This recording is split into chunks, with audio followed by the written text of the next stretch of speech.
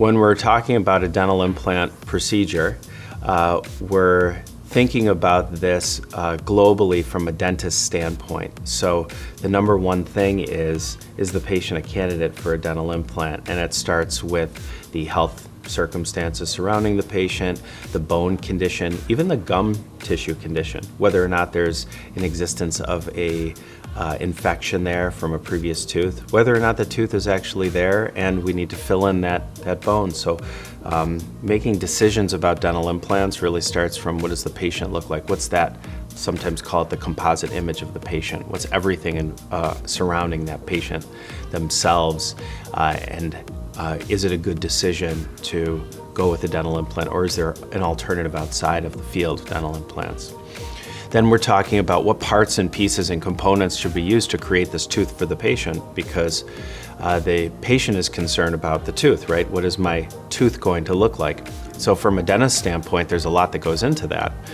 Picking the right post, so the dental implant body, that would be the first selection. Is that going to be a one-piece implant or a two-piece implant? Meaning, is the abutment going to be connected? So these are the parts of the implant. The implant body, which patients don't see. The implant abutment, which extends from the implant body through the gum tissue and represents a anchorage portion of the implant. And then the tooth, of course, that goes on top, making sure that we can make that tooth look natural, be functional, and be solid and stable for our patient. So when we're saying or asking the question, what is a dental implant made of? There's so many different components. They are made of various types.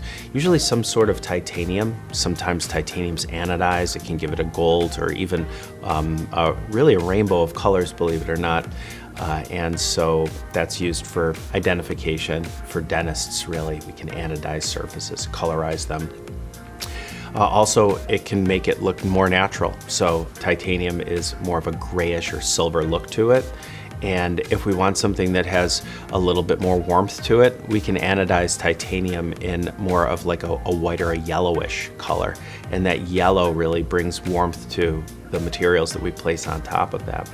So for example, we'd have a titanium implant underneath the gum line and a titanium abutment that is anodized yellow or golden, we'll say. And that's attached to the implant, sometimes screwed into the implant.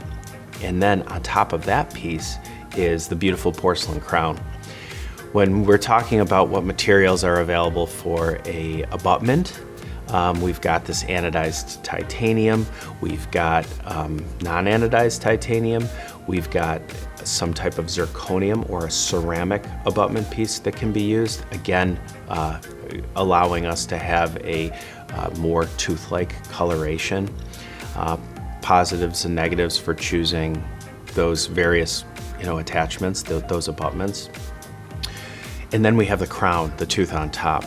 So we have so many different types of ceramics that we can choose from. Even metal ceramics are still used today, more sparingly, I would say, than in previous decades. But a dental crown, a traditional dental crown, had it was either made of gold on the inside or a thin coping, we would say, of metal. And then a technician that was really an artist, would hand layer porcelain powder on top of this metal coping. So the metal gave this structure and the porcelain would give it the beauty and the shape and the form. Nowadays, again, with digital technologies, we're designing teeth, the whole tooth, on the computer, and then sending that in a file, a 3D file, to various output devices. We can 3D print those. Mostly that's used for short-term solutions. Somebody needs a tooth, they want a tooth right away, we can 3D print a temporary tooth out of resins. We have manufacturing in dental laboratories now where they're milling these porcelain teeth out of solid blocks of ceramic, mostly zirconium ceramics. There's also a technique where we can press ceramics, so make a ceramic molten and press it into a form that is custom for the patient, is custom made. So some are more labor intensive than others, some leverage more technology than others, but from the gamut here of what is a dental implant made of, when we get to the tooth portion, we're basically saying the same thing as what is a dental crown made of.